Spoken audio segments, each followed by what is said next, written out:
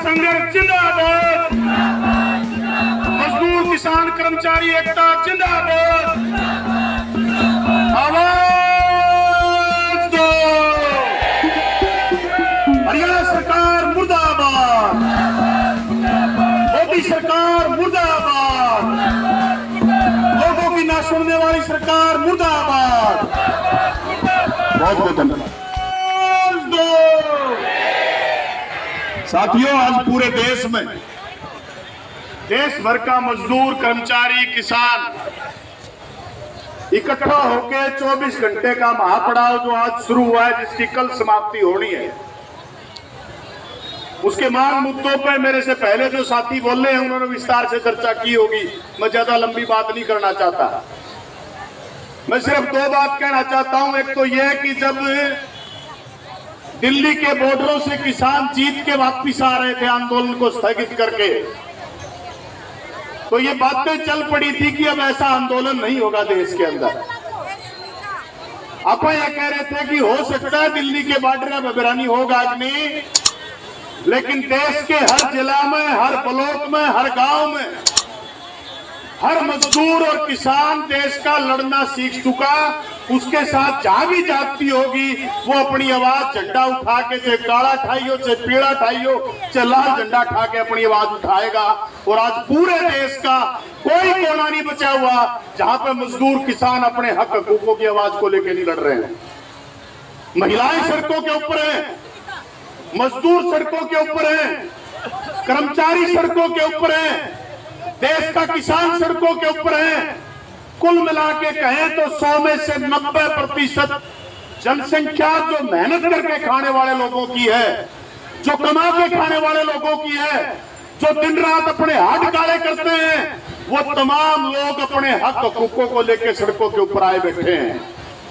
और देश के हुक्मरान जिनसे ये आस करके उनके हाथ में सत्ता सौंपी गई थी, बड़े छलावे किए थे, हम भी उनके छलावे में आ गए थे।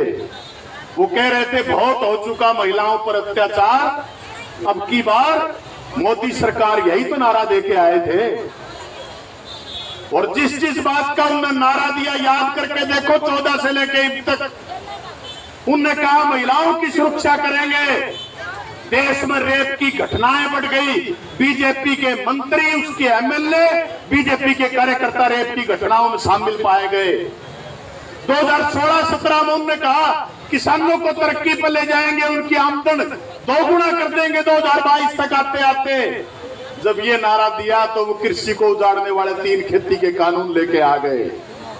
वो जब कर्मचारियों की बात करते थे तो उन्होंने उससे अगली साल ही सारे महकमों को बेचने का फैसला कर दिया, ठेके पर देने का फैसला कर दिया। नई पॉलिसी, न्यू मोनेटाइजेशन पॉलिसी वो लोग लेके आ गए। कुल मिला के अगर देखेंगे देश के जो बड़े सरमाएदार हैं, पिछले 2 साल का भी अगर रिकॉर्ड उठा के देखें, पिछले 2 साल का, देश की 40% संपदा, 100 में से 40 रुपए, 1% जो लोग हैं वो कब्जा करके बैठे। 2 साल के अंदर उनकी 40% संपदा जो हो बढ़ जाती है। और देश की नीचे की आबादी 50% के आसपास, वो कुल 3 रुपए पे गुजारा कर रही है, कुल 3 रुपए के ऊपर। एक तरफ वारे नारे हो रहे हैं देश के पूंजीपतियों के। देश का बड़ा पूंजीपति आज के दिन जो अडानी है, जिसका 609वां नंबर था दुनिया के अंदर रुपया का मामला में, वो दूसरे नंबर पर पहुंच जाता है। क्यों? क्योंकि सरकार पीठ पर खड़ी है, सरकार उसको रेल भी दे रही है, सरकार उसको सड़क भी दे रही है, सरकार उसको बिजली भी दे रही है, सरकार उसको एयरपोर्ट भी उसके हवाले कर रही है। तमाम सरकारी महकमों को बेच के देश के पूंजीपतियों के हवाले किया जा रहा है। और गरीब आदमी मांग कर ले कि मेरे 2 रुपए वेतन बढ़ जाए। या आशा वर्कर बैठी है कल से हड़ताल पे, क्या मांग है? नई मांग नहीं कर रही, न्यू कहे 2018 में जो समझौता हुआ था उसने पूर्ण तौर पर लागू कर दो, यही तो मांग है नीलम, और तो कोई मांग नहीं। आपा न्यू कहा आशा वर्कर जो आशा का काम करती है 24 घंटे की ड्यूटी है। मैं अगर झूठ नहीं हूं तो होगी ड्यूटी 24 घंटे की, दिन का बेरा रात का बेरा। महिलाओं की, बच्चों की स्वास्थ्य की देखभाल की ड्यूटी है। लेकिन उनके खुद के स्वास्थ्य की हालत क्या है, इस पर सरकार चर्चा नहीं करना चाहती। अरे हम लोग कहते हैं कसी चलाने वाला मजदूर जिसका 10,000 रुपए सरकार ने घोषित कर रखा है वेतन, कसी चलाने वाले मजदूर का, जिसको अकुशल मजदूर कहते हैं, 10,000 रुपए वेतन तय कर रखा है सरकार ने। और आप 24 घंटे की ड्यूटी वेतन 4,000 है ना फिक्स। मुझे तो बड़ी खुशी हुई जब मैंने कल का अखबार पढ़ा। आपका डेलीगेशन मिलने के लिए गया था मिशन डायरेक्टर से। कल के अखबार में मिशन डायरेक्टर का सरकार का बयान है कि हरियाणा की प्रत्येक आशा 19,500 रुपए महीना पगार पाती है। 19,500 रुपए महीने की तनख्वाह है। अपन का भाई हड़ताल करना हमारा शौक नहीं, तुम सारी आशा वर्करिया के खाते में 19,500 रुपया महीना डाल दिया कर, हम हड़ताल पर कदे भी कोई जावा अगर ये तुम जो अखबार में देर लग रहे उसको सही साबित कर दो। झूठ फैला रहे, बरगला रहे लोगों को, सच्चाई नहीं बताना चाहते। उल्टा हमारे डेलीगेशन को कहा ज्यादा बोलोगे तो उठा के जेल में डाल देंगे, भीतर कर देंगे। वो तो अच्छी बात है, हमारा जो नेतृत्व मिलने के लिए गया था उसने कहा तेरे वर्गे बहुत देखे मेरे मंत्री संतरी आए, तू बाहर छोड़ आने तो हम अंदर डाल के देख, फिर देखेंगे तू हरियाणा के कौन से कोने में जाएगा। उसको जवाब दे के आए जब डेलीगेशन में मिलने के लिए गए। ये हमारी मिड डे मील की साथी बैठी है, ड्यूटी के है, ड्यूटी है बच्चों के लिए खाने का प्रबंध करना। कोई बच्चा स्कूल में भूखा ना रहे, लेकिन इनके बच्चों की चिंता है किसी को? इनका बच्चा भूख से मर रहा है, जीवे है कि मरे है, इस बात की कोई चिंता नहीं। उसके लिए इलाज का प्रबंध है कि नहीं है, इस बात की कोई चिंता नहीं। वो स्कूल में जा पा रहा है कि नहीं जा पा रहा है, इस बात की कोई चिंता नहीं है। 7,000 रुपए महीना वेतन, वो भी उसके 11 महीने का मिलता होगा, 12 का कुछ मिलता, 10 महीना का। मैं देखू था याद से कि नहीं, 10 महीने का वेतन मिलता है। 5,000 रुपए महीने के वेतन पर गुजारा करती हैं।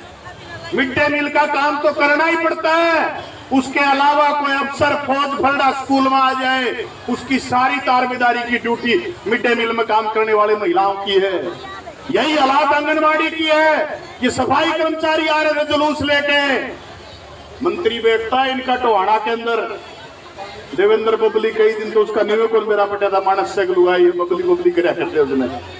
टोहाना उसका हल्का है, वहां से जीत के गया, उससे मिलने चले गए। बात सारी बढ़िया सुने, करता कुछ नहीं, पल्ले कुछ नहीं। 3 साल से लड़ाई लड़ रहे हैं कि पक्का करो ड्यूटी के इनकी, गांव की साफ सफाई, गांव में गंदगी ना हो उसको साफ रखना। अरे उनके खुद की हालत क्या है, इस पर कभी चिंता की है?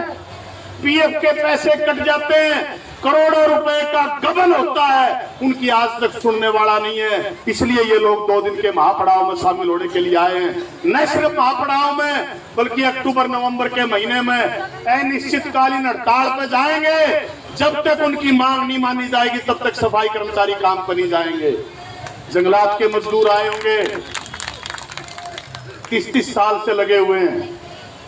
को पूछने लग जाए 30 साल तक लाग रहा था, पक्का नहीं होया भाई। न्यू के साल भर में 240 हाजिरी होती है, पक्का हो जाए। 30-30 साल से लगे हुए लोग पक्के नहीं हो रहे। 6-6 महीने तक तनख्वाह नहीं मिलती, 8-8 महीने तक काम करते हुए सांप काट जाए, चोट लग जाए, जंगल में काम करते हैं, मर जाए, कोई गारंटी सरकार नहीं देती। वो भी आंदोलन की घोषणा करेंगे। इस पड़ाव के बाद निरंतर सरकार के खिलाफ, हरियाणा की सरकार के खिलाफ आंदोलन में वो लोग जाएंगे। चाहे भवन निर्माण के मजदूरों की बात कर लो, असलियत में तो आंगली किसे पर धर लो, सुखी कोई को नहीं, दुखी है सारे के सारे, किसी ने छेड़ के देख लो आप। सबका तकलीफ है क्योंकि रोज नई नई चीज लेके आ जाते हैं, दिखावा बड़ा बड़ा करते हैं। ये बापा कहां भाई, सरकारी स्वास्थ्य सुविधाओं की बेहतरी होनी चाहिए। आशा के आंदोलन का एक नारा तो ये भी है कि सरकारी हॉस्पिटल में बेहतर इलाज हो। सरकार कहे सरकारी में जाने की जरूरत नहीं है, आयुष्मान कार्ड बनवाओ। जिसकी आमदन 1,80,000 है उसका आयुष्मान कार्ड बनेगा, इलाज कड़ा होगा, इलाज होगा प्राइवेट अस्पताल में। क्यों करो होगा इलाज? हमारा CITU का सेक्रेटरी है फतेहाबाद का, सीने में दर्द की शिकायत लेके अग्रवाल मेडिकल में चला गया। डॉक्टर ने बोला भाई आयुष्मान कार्ड है तेरा? बोला हाँ जी है। बोले फिर आड़ के रहा है, मेरा हॉस्पिटल है सिरसा, वहीं आ जाना। सिरसा हॉस्पिटल में ले गया, तकलीफ थोड़ी सी थी, बोला सटन डलेंगे 3, जब ठीक होगा 1,83,000 रुपये उसका आयुष्मान कार्ड तक काट लिए। और न्यू बोला 6 महीने बाद फिर आना पड़ेगा, एक और डालना पड़ेगा अगर जीना है तो। यो आयुष्मान कार्ड। अरे तुम एक गांव में, जींद के किसी भी गांव में 50 लोगों का कार्ड बनाने की बजाय 3-3, 4-4 करोड़ रुपया में हॉस्पिटल खोल लो, गांव में मशीन धरो, बाहर जाने की जरूरत नहीं पड़े किसी ने, गांव में इलाज हो जाए। इन प्राइवेट हॉस्पिटलों को पाबंदी लगाए। और ये प्राइवेट गिने दिन में ये नहीं बचेंगे जो जींद की नुक्कड़ नुक्कड़ पर खुले बैठे हैं। बड़े बड़े जो हॉस्पिटल है मैदानता जैसे, उनकी शाखाएं खुलेंगी, उनको फलने फूलने का मौका दे रहे हैं। इसके पीछे की साजिश को समझने की जरूरत है। खुश तो बहुत है आपा की 5 लाख का इलाज मिलेगा, और कितने का न मिला है यह भी पता कर लियो। हमारा एक साथी बार का हिसार अपने पिताजी को ले आया ट्रीटमेंट के लिए, सांस में तकलीफ थी। डॉक्टर ने बोला भाई ऑपरेशन तो होता हो तो रुपये आयुष्मान कार्ड में तो कटेंगे, नहीं जेब तो देने पड़ेंगे, के धोखांगे भाई उस कार्ड में। इसकी बजाय सरकारी स्वास्थ्य सुविधाओं पर पैसा खर्च करना चाहिए। चिराग योजना लिया है स्कूलों के नाम पे, नाम बड़े सुथरे सुथरे काट के लाए, और जितना बढ़िया नाम होगा ना पक्की दिमाग में बिठा लो उतनी ढूंढ पाओगी। उसके नीचे नाम चिराग योजना, और उसका नीचे चानना को नहीं, अंधेरा अंधेरा है और कुछ नहीं है। कदे गलतफहमी में बैठे हो चिराग है तो कि मैं चानना होगा, निरा अंधेरा। उसके नीचे चिराग योजना के नाम पे एक बार तो कहे प्राइवेट में पढ़ाओ अपने बच्चों को, सरकारी स्कूलों में मत भेजो, प्राइवेट की फीस सरकार भरेगी, न्यूए भरेगी। जो कर अपन न्यू कह सारे पीछे भरो और गैस सिलेंडर लो सब्सिडी खत्म होगी, आती होगी भी आवे है इनमें तो उससे 4 से नहीं आती सारी सब्सिडी नजीम के। और बताओ जो 6 रुपया यह बनेगी स्कूल ना कर ले। जब सरकारी में बच्चे नहीं होंगे तो उनके ताले मारेंगे, और 2 साल बाद नहीं कहेंगे हमारा भी तो नहीं फीस भरने अपने बाल कनकड़े पढ़ाना और पढ़ा। कहां ले जाना चाहते हैं? वही स्थिति अंग्रेजी राज के टाइम में, जिसकी जेब में पैसे हो अपने बालक पढ़ाओ, नियनपट रखो, जिसकी जेब में पैसे हो अपना इलाज कराओ, नहीं सड़क के मरो, सरकार की कोई गारंटी नहीं। फिर सरकार किस नाम की बनाओ भाई, आप पे चला लेंगे काम, तारी की जरूरत है। तारी में ना दिन करोड़ रुपये तनख्वाह पूछने लग रहे हम, तुम्हारी क्या जरूरत है? कहीं चले जाओ आप, किसी भी क्षेत्र में हाथ लगा के देख लो, ना शिक्षा की हालात बढ़िया, ना स्वास्थ्य की हालात बढ़िया। ये कर्मचारी नेता बैठे, इस पास साथी सुरेश बैठे थे, पूछ के देखो इतने पक्के कर्मचारी को नहीं, इतने कच्चे भर्ती करे हैं। नौकरी के नाम पर ठेंगा दिखा रखा है, मैंने बेचने की तैयारी कर रहे हैं। अब लड़ाई तनख्वाह बढ़ोतरी की घाट रहेगी, आज लड़ाई यह होगी महकमे के ऊपर बचे हैं। ये अपने भी आशा वर्कर साथी कहे तो न्यू है, तनख्वाह बढ़नी चाहिए, तनख्वाह बढ़ोड़ी काम तो ज्यादा होगी ना जब सरकारी हॉस्पिटल बचेगा। सरकारी हॉस्पिटल बंद हो गया तो तनख्वाह कौन देगा? आशा की भी छुट्टी हो जाएगी। सरकारी स्कूल बंद हो गए तो मिड डे मील को कौन रखेगा?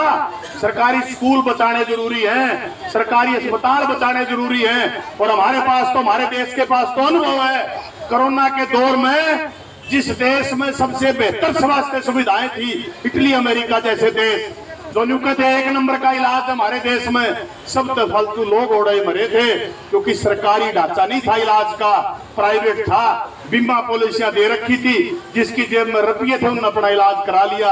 अपने जैसे लोग सड़कों पर सड़क के मरे थे, सड़कें मरे थे, उनको कोई पूछने वाला नहीं था। यही हालात अपने देश में करना चाहते हैं। चाहे खेती का सवाल उठा के देख लो आप, साथी बोलेंगे मैं उस पर चर्चा नहीं करना चाहता। इस बार का बजट अगर आप उठा के देखोगे, कोई ऐसा जड़े भी मजदूर किसान का नाम उस बजट में आ रहा था, उसी जगह पर कटौती कर दी, लाल लीक फेर दी।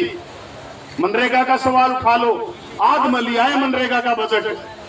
खाद पर जो सब्सिडी मिलती थी, ये हरियाणा तो एक प्रोजेक्ट और शुरू करेंगे, मास्टर जिंदाऊ दे रहा होगा, अमरपुर सिंह बैठे हैं। यमुनानगर तो न्यू का है, पूरे पीछे भरवाओगे खाद के, सब्सिडी खत्म आया करेगी सिलेंडर की दाल। पहले सचेत होना पड़ेगा, नीवा सब्सिडी कुछ नहीं, पूरे के पूरे पीछे खाद के भरवाओगे, क्योंकि सब्सिडी में कटौती कर दी सरकार ने, खाद की जो सब्सिडी थी। राशन डिपो पे खाद्य पदार्थों पर जो सब्सिडी थी उसको सरकार ने खत्म कर दिया। आईसीडीएस पे, इलाज पे, पढ़ाई पे, किसी में भी उठा के देख लो, तमाम क्षेत्रों के अंदर बड़ी भारी कटौतियां हैं। इब कड़े कटौती है तो कड़े छूट भी दी होगी। देश की आम जनता पर है कटौतियां, और देश के जो खाते पीते लोग हैं, बड़े जो कॉर्पोरेट हैं, उनको सरकार छूट दे रही है। मैं ये कहना चाहता हूं साथियों, अपनी लड़ाई सीधी है। चाहे वो किसी ढाल का काम करने वाला मजदूर है, ये भवन निर्माण के मजदूर खड़े और साथी सुभाष दिखाई दे रहे हैं। फैमिली आईडी के नाम पर असल तो सारा हरियाणा बांच रखा है, पूरा हरियाणा में। ऑनलाइन के नाम पे गींड बना रखा है सब हरियाणा का। चक्कर काटते हांडे जाओ, मिले कुछ नहीं। या सभी ऑनलाइन करोड़ों में फंस रही हैं। और घर में मेरे ख्याल में कोई आदमी ऐसा नहीं होगा जो ऑनलाइन का नाम तो प्रताड़ित ना हो। बालक की उम्र थी 7 साल, छोरा तो बाबू को चढ़ा दी, बाबू तो बना दिया 7 साल का और छोरा बना दिया 67 साल का। हांडे ज्यादा के खाता करे एडमिशन को नहीं होता। यही हालात भवन निर्माण के मजदूरों की है। 3-3 साल हो गए लड़कियों की शादी को। कन्यादान का फॉर्म अप्लाई किया, भाई बैठे था, नहीं थोड़ी देर पहले बात कर रहे थे। 3 साल हो गए, छोरी के 2 बालक हो गए, कन्यादान को नहीं मिला। इन उल्लू के पट्टों को ये नहीं पता कि कन्यादान तो ब्याह का मौका दिया करें। असल में इनका सुत्ते नहीं बैठ रहा, ना खट्टर का बैठ रहा, ना मोदी का। इन केबरा क्यों कुणबा पड़ा करें कि क्यों छोरी का ब्याह होया करें। वो भाई नु कहता कामरेड 2 लाख रुपये 2 रुपये सैकड़न ठाए थे, और 2 साल तो ऊपर हो गए, 3 किलो जा लगे। वो 2 लाख उनसे सरकार ने देने थे, उतना तो मैं ब्याज दिया है अगले ने। क्या काम आओगी वह सुविधा? लूट मचा रखी है। लोगों का पैसा देश के बड़े कॉर्पोरेट के हवाले करना चाहते हैं। करोड़ों करोड़ रुपये जो निर्माण मजदूरों के कल्याण बोर्ड में जमा है, पूरे देश में 90,000 करोड़ के आसपास, ये सारे पैसे को देश के पूंजीपतियों के हवाले करना चाहते हैं। जुकर LIC का कर दिया, जुकर बैंकों का कर दिया। इसलिए लड़ाई बड़ी है, लूट पे उतरी हुई है सरकार। देश के जो आर्थिक खनिज जो संसाधन है, देश की संपदा जो लोगों ने अपनी मेहनत करके खड़ी की थी, उन सबको देश के पूंजीपतियों के हवाले करना चाहती है। इस लड़ाई का ये मान लो आज का ये पड़ाव उसका आगाज है, और इसको अंजाम तक लेके जाना है। 2024 का जब चुनाव आएगा तब उनको बताना पड़ेगा कि ये जो तो हिंदू मुस्लिम की चाल खेलना चाहता है, ये चाल देश में चलने नहीं देंगे। तुम्हारा इलाज करेंगे 2024 में, पक्का इलाज तुम्हारा करेंगे। इस बात को लेके आज के आह्वान के साथ हमें जाने की जरूरत है।